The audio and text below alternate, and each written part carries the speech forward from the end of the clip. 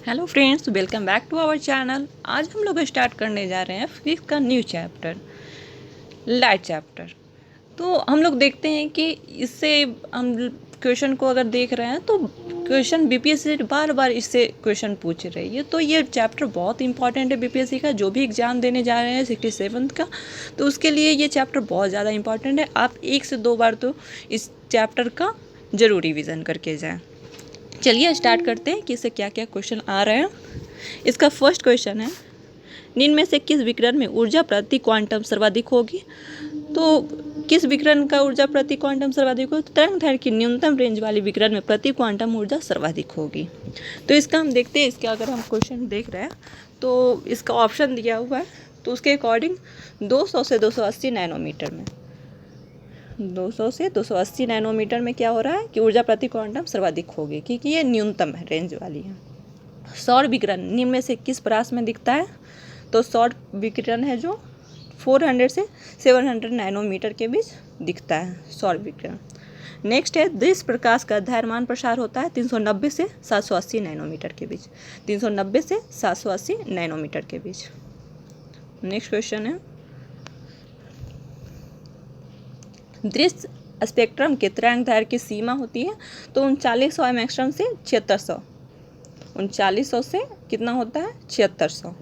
उसके बाद मानव आंख दृश्य प्रकाश के जिस तरंगदैर्घ्य के लिए सर्वाधिक सुग्राही होती है वह है, तो ये 5500 एंगस्ट्रॉम होती है।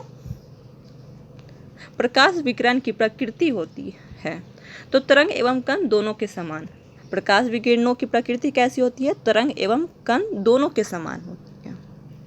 नेक्स्ट क्वेश्चन है, प्रकाश सीधी रेखा में चलता प्रतीत होता है क्योंकि प्रकाश का तरंगदैर्घ्य बहुत छोटा है। प्रकाश का तरंगदैर्घ्य बहुत छोटा है, उसी कारण प्रकाश सीधी रेखा में चलता प्रतीत होता है। निम्नलिखित में किसका वेग अधिकतम होता है? तो प्रकाश का वेग क्या होता है? अधिकतम होता है। निम्नलिखित में कौन सा कथन सत्य है? तो प्रकाश का वेग अधिक होता है, ये ऑप्शन सही है। नेक्स्ट देखते हैं, प्रकाश का शून्यावकाश में वेग अनुमानता है, तो प्रकाश का है जो शून्य में निर्वात में कितना होता है वेग? तो 3 × 10⁸ मीटर पर सेकेंड होता है। वहीं वायु में इसका कितना होता है? तो 332 मीटर पर सेकेंड होता है। ध्यान रखिएगा कि निर्वात में कितना होता है? 3 × 10⁸ मीटर पर सेकेंड, और वायु में कितना होता है? 332 मीटर पर सेकेंड। सेम क्वेश्चन आ रहा है, प्रकाश की गति होती है तो 3 × 10⁸ मीटर पर सेकेंड। नेक्स्ट है, प्रकाश का वेग अधिकतम होता है, कहाँ होता है अधिकतम? तो ये निर्वात में होता है। प्रकाश की गति किसके बीच से जाते हुए न्यूनतम होगी? तो कांच में इसका न्यूनतम होगा। सूर्य के प्रकाश को धरती की सतह पर पहुंचने में लगने वाला समय कितना होता है? तो इसका है 8.5 मिनट लगता है। सूर्य से पृथ्वी तक प्रकाश को पहुंचने में लगा समय लगता है, तो ये 8 मिनट। ये देखिए, ये क्वेश्चन है बीपीएससी 97 में ये पूछी थी, तो उस टाइम ये आंसर 8.5 मिनट रखी है, लेकिन अदर पीसीएस में पूछा गया है तो वहाँ 8 मिनट आंसर माना गया है। लेकिन वही फिर सेम क्वेश्चन है जो आया था 2019 में आया हुआ है बीपीएससी में, तो सेम क्वेश्चन, सूर्य का प्रकाश पृथ्वी पर पहुंचता है, तो यहाँ पे 8 मिनट दिया गया था, लेकिन बाद में इसमें आंसर में सुधार करके इसको ऑप्शन ई माना गया था। तो इसका ऑप्शन ई, यहाँ पे सी नहीं, ऑप्शन ई होगा। इसको 8.5 मिनट मानकर ही इसको ऑप्शन ई लिया गया था। प्रकाश तरंगों के वायु से कांच में जाने पर जो चर प्रभावित होते हैं वो हैं तरंग, दैर्घ्य और वेग। ये प्रभावित कौन कौन होते हैं चर? जब एक माध्यम से दूसरे माध्यम में जाता है प्रकाश तो तरंग, दैर्घ्य और वेग प्रभावित होते हैं, वहीं आवृत्ति पे कोई इफेक्ट नहीं पड़ता है। तो ध्यान रखिएगा, तरंग, दैर्घ्य और वेग क्या होते हैं? प्रभावित होते हैं। नेक्स्ट क्वेश्चन है, जब प्रकाश एक माध्यम से दूसरे माध्यम में जाता है तो निम्न में से कौन सा एक अपरिवर्तित रहता है? तो क्या चेंजेस नहीं होता है? तो आवृत्ति चेंज नहीं होता है, तरंग, दैर्घ्य और वेग में परिवर्तन होता है। नेक्स्ट क्वेश्चन है, जब प्रकाश एक माध्यम से दूसरे में जाता है तो निम्न में से कौन सी नहीं बदलती है या बदलता है? तो आवृत्ति, अभी हम लोग ने पढ़ा है कि आवृत्ति चेंज नहीं होता है। जब प्रकाश की किरण सघन माध्यम से विरल माध्यम में गमन करती है तो क्या होता है? तो इसकी चाल बढ़ जाती है तथा यह अविलंब से दूर हट जाता है। जब प्रकाश कब जाएगा, सघन माध्यम से कहाँ जा रहा है, विरल माध्यम में गमन कर रहा है, तो इसकी चाल बढ़ जाती है तथा यह विलंब से दूर हट जाती है। नेक्स्ट क्वेश्चन है, निम्नांकित ऊर्जा उपकरणों में से किसके द्वारा प्रकाश संश्लेषण की क्रिया संपादित होती है। तो प्रकाश संश्लेषण किस ऊर्जा से किस ऊर्जा में चेंज होती है, तो प्रकाश है जो प्रकाश ऊर्जा से रासायनिक ऊर्जा में। प्रकाश संश्लेषण में क्या होता है कि सूर्य का प्रकाश होता है जो रासायनिक ऊर्जा में चेंज होता है। इसका ऑप्शन ए हो जाएगा। प्रकाश सजावट तथा विज्ञापन के लिए विसर्जन नलिकाओं में प्रयुक्त होने वाली गैस कौन सी है, तो नियॉन है। इसको ध्यान रखिएगा कि प्रकाश सजावट तथा विज्ञापन के लिए विसर्जन नलिकाओं में प्रयुक्त होने वाली गैस नियॉन है। साबुन के पतले झाग में चमकदार रंगों का बनना किस परिघटना का परिणाम है, तो ये शायद बीपीएससी ने पूछा है इससे भी क्वेश्चन, इस क्वेश्चन को, तो इसको ध्यान रखिएगा। बहुलित, प्रवर्तन और व्यतिकरण, या IAS में पूछा हुआ है, प्री में पूछा हुआ है, उसके बाद ये बीपीएससी भी पूछा चुका है ये क्वेश्चन, ध्यान रखिएगा इसे। पूर्ण आंतरिक प्रवर्तन होता है जब प्रकाश जाता है हीरे से कांच में। पूर्ण आंतरिक प्रवर्तन कब होता है, हीरे से कांच में जाने पर क्या होता है, पूर्ण आंतरिक प्रवर्तन होता है प्रकाश। नेक्स्ट है, प्रकाश तंतु या ऑप्टिकल फाइबर जिस सिद्धांत पर काम करता है वो क्या है, तो ये पूर्ण आंतरिक प्रवर्तन पे ही काम करता है। प्रकाश ऊर्जा का ऑप्टिकल फाइबर में संचरण निम्नांकित घटना के अनुप्रयोग क्या द्वारा किया जाता है, पूर्ण आंतरिक प्रवर्तन। निम्नलिखित में से किस परिघटना का उपयोग ऑप्टिकल फाइबर में किया जाता है, तो पूर्ण आंतरिक प्रवर्तन का। तंतु प्रकाशिकी संचार में संकेत किस रूप में प्रभावित होता है, तो प्रकाश तरंग। तंतु प्रकाशिकी संचार में संकेत किस रूप में प्रवाहित होता है, तो प्रकाश तरंग के रूप में। नेक्स्ट क्वेश्चन है, इसमें देखना है कि कौन सा सही है, तो तंतु प्रकाश के पूर्ण आंतरिक प्रवर्तन सिद्धांत पर आधारित होता है, तो ये सही है, ये सही है। प्रकाश के तंतु संचार तंत्र में ऊर्जा उपभोग अत्यधिक कम होता है, तो ये भी सही है। प्रकाशिक तंतु संचार रेडियो आवृत्ति अवरोध से मुक्त है, ये सही है। भारत में प्रकाशिक तंतुओं के निर्माण में रिलायंस उद्योग समूह सन्नद्ध है, तो ये गलत है, तो इसका 1, 2, 3 सही ऑप्शन हो जाएगा। फिर देखते हैं हम लोग नेक्स्ट क्वेश्चन कि मरीजों के पेट के अंदर का परीक्षण करने तो डॉक्टरों द्वारा प्रयुक्त एंडोस्कोप निम्नलिखित में से किस सिद्धांत पर कार्य करता है, तो प्रकाश का सकल आंतरिक प्रवर्तन। एक एंडोस्कोप है, तो ये क्या होता है एंडोस्कोप, तो ये चिकित्सीय उपकरण है, इसका ऑप्शन डी हो जाएगा। ये क्या है, चिकित्सीय उपकरण है। मृग मरीचिका का कारण क्या होता है, तो मृग मरीचिका का कारण है प्रकाश का पूर्ण आंतरिक प्रवर्तन। मरीचिका का बनना उदाहरण है कुल आंतरिक प्रवर्तन का।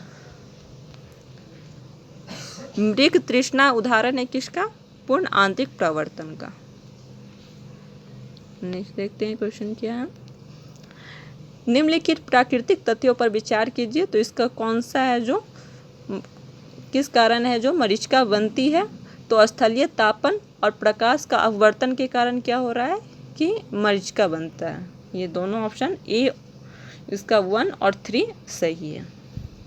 एक काटा हुआ हीरा क्यों जगमगाता है, पूर्ण आंतरिक प्रवर्तन के कारण। उचित रीति से कटे हीरे की असाधारण चमक का आधारभूत कारण यह है कि उसका अति उच्च आवर्तन सूचकांक होता है, इसका बी होगा। उसका अति उच्च आवर्तन सूचकांक होने के कारण कटे हुआ हीरा क्या होता है, चमकता है। हीरे का अपूर्णांक भी ध्यान रखिएगा, इसका 2.42 होता है। एक कटा हुआ हीरा जगमगाहट के साथ चमकता है, किस कारण से, तो पूर्ण आंतरिक प्रवर्तन के कारण। सेम क्वेश्चन है, एक कटा हुआ हीरा जगमगाहट के साथ चमकता है पूर्ण आंतरिक प्रवर्तन के कारण। अब हम लोग देखते हैं कि नीचे क्या है, यह स्टेटमेंट दिया हुआ है 40 नंबर क्वेश्चन में। हीरा अपने ही आकार के अनुकारी कांच से अधिक झिलमिलाता है, ये सही है। हीरे का अपूर्णांक कांच के अपूर्णांक से कम होता है, ये गलत है। हीरे का अपूर्णांक कांच के अपूर्णांक से ज़्यादा होता है। हीरे का होता है कितना 2.42 होता है, वहीं कांच का कितना होता है 1.51 होता है। तो इसका ऑप्शन आर गलत है, ए सही है। किसी वस्तु के त्रिविमीय प्रतिरूप को अंकित तथा पुनरावृत्ति करने का तकनीक का नाम क्या है? तो ये होलोग्राफी है। त्रिविमीय चित्र लेने के लिए निम्न में से किसका प्रयोग करते हैं? होलोग्राफी। त्रिविमीय चित्र लेने का किसका यूज किया जाता है? तो होलोग्राफी का। एक इलेक्ट्रॉनिक पुंज को फास्फोरस कोटेड पर्दे पर फोकस कर प्रतिबिंबों को पर्दे पर जनित करना कहलाता है, तो रोस्टर स्कैन कहलाता है। ये थोड़ा अलग क्वेश्चन है, तो इसको ध्यान में रखिएगा थोड़ा। रमन प्रभाव का प्रकाश किन उन किरणों से संबंध है जो आर पार जाती है? तो सभी पारदर्शी माध्यम से। ध्वनि का पुनरुत्पाद के लिए एक सीडी ऑडियो प्लेयर्स में प्रयुक्त होता है, किसका यूज किया जाता है? लेजर बीम का यूज किया जाता है। जब एक सीडी सूर्य के प्रकाश में देखी जाती है तो इंद्रधनुष के समान रंग दिखाई पड़ते हैं, इसकी व्याख्या की जा सकती है। तो किस कारण से होता है ये? तो प्रवर्तन एवं विवर्तन की परिघटना पे होता है। नेक्स्ट क्वेश्चन है, दीर्घ तरंग दैर्घ्य वाले प्रकाश का प्रकीर्णन लघु तरंग दैर्घ्य वाले प्रकाश से कहीं अधिक होता है। ये ऑप्शन सही नहीं है। जल में दीर्घ प्रकाश की गति निर्वात में गति का 0.95 गुना होती है, नहीं है 0.75 गुना होती है, तो ये भी गलत है। नेक्स्ट है, रेडियो तरंगे द्रुतगामी दोलायमान वैद्युत धाराओं से उत्पन्न होती है, ये सही है। अति चालन वाहनों का पता लगाने के लिए पुलिस डॉपलर के प्रवर्ती लघु रेडियो तरंग का प्रभाव का उपयोग करती है, ये सही है। इसका आंसर क्या हो जाएगा? 3 एवं 4।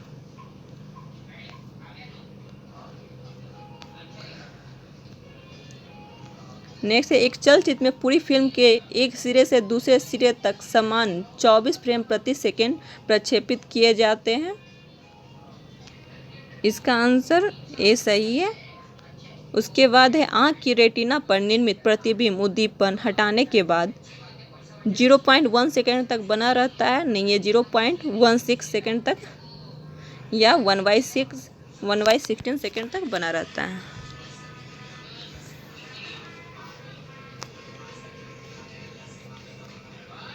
दूरदर्शन के संकेत एक निश्चित दूरी के बाद नहीं मिल सकते हैं क्योंकि पृथ्वी की सतह क्या है? वक्राकार है। दूरदर्शन प्रसारण में श्रव्य संकेतों का प्रेषण करने के लिए प्रयुक्त तकनीक है तो आवृत्ति मॉड्यूलन। दूरदर्शन प्रसारण के श्रव्य संकेतों के प्रेषण करने के लिए प्रयुक्त तकनीक क्या है? तो आवृत्ति मॉड्यूलन। दृष्टिपटल क्या रेटिना पर जो चित्र बनता है तो वो क्या होता है, कैसा बनता है? तो वो वस्तु से छोटा होता है, उल्टा होता है और वास्तविक बनता है। तो इसका आंसर सी हो जाएगा। अभिनेत्र लेंस द्वारा किसी वस्तु पर किस प्रकार का प्रतिबिंब रेटिना पर बनाया जाता है? तो उल्टा और वास्तविक बनाया जाता है। उल्टा और वास्तविक ये सेम तरह के क्वेश्चन है, लेकिन इसमें उल्टा और वास्तविक दे दिया। इससे पहले वाले क्वेश्चन में था कि वस्तु से छोटा व उल्टा। वास्तविक को भी ध्यान रखिएगा कि वस्तु से छोटा होता है, उल्टा होता है और वास्तविक बनता है। क्या मुख्य कारण है कि एक आँख की अपेक्षा 2 आँखों का होना अधिक उपयुक्त है? इस कारण से क्या होता है? दूरी व गहराई का एहसास होता है। दूरी और व गहराई का एहसास होने के लिए एक आँख की अपेक्षा 2 आँखों का होना अधिक उपयुक्त है। पूर्ण सूर्य ग्रहण के दौरान सूर्य को सीधे देखने से आँख में अपरिवर्तनीय क्षति पहुँचती है। रेटिना का जलना सूर्य की किरणों के निम्न घटनाओं में से किस एक कारण होता है? तो अल्ट्रावायलेट प्रकाश के कारण। किसी तारे का रंग दर्शाता है तो उसका ताप दर्शाता है। तारे का रंग उसका ताप को दर्शाता है। वायुमंडल में प्रकाश के विसरण का कारण है तो धूलकण। वायुमंडल में प्रकाश के विसरण का कारण क्या है? धूलकण। वातावरण में प्रकाश का विसरण निम्नलिखित की वजह से होता है तो धूलकण की वजह से। नेक्स्ट क्वेश्चन है कि यदि मैजेंटा और पीले रंग के 2 वृत्त एक दूसरे को काटते हैं तो प्रतिच्छेदित रंग का रंग लाल होता है। यदि मैजेंटा और पीले रंग के दो वृत्त एक दूसरे को काटते हैं तो प्रतिच्छेदित क्षेत्र का रंग क्या हो जाता है? लाल होगा। यदि सायन और मैजेंटा रंग दो वृत्त एक दूसरे को काटते हैं तो प्रतिच्छेदित क्षेत्र का रंग कैसा हो जाएगा? नीला। इसका ऑप्शन क्या हो जाएगा? सी। एक दोनों सही हैं। नेक्स्ट है, प्रकाश का रंग निर्धारित होता है किससे होता है? तो तरंगदैर्घ्य के द्वारा होता है। प्रकाश का रंग किसके द्वारा निर्धारित होता है? तरंगदैर्घ्य। निम्न में किस रंग का सबसे लंबा तरंगदैर्घ्य होता है? तो लाल रंग का क्या होता है? तरंगदैर्घ्य सबसे अधिक होता है और बैंगनी का सबसे कम होता है। सबसे कम वेवलेंथ वाला प्रकाश कौन होता है? बैंगनी। और सबसे लंबा तरंगदैर्घ्य होता है, सबसे अधिक तरंगदैर्घ्य किसका होता है? लाल रंग का होता है। जिसका तरंगदैर्घ्य अधिक रहेगा उसमें प्रकीर्णन क्या होगा? कम होगा। और जिसका है जो वेवलेंथ क्या होता है कि कम होगा, उसमें प्रकीर्णन ज़्यादा होता है। दोनों में अपोजिट रिलेशन है, ध्यान रखिएगा। दृश्य वर्णक्रम में सबसे कम तरंगदैर्घ्य वाला रंग कौन सा है? तो बैंगनी। नेक्स्ट है, निम्नलिखित में से किसमें उच्चतम ऊर्जा होती है? तो नीला प्रकाश। उच्चतम ऊर्जा होता है नीला प्रकाश में।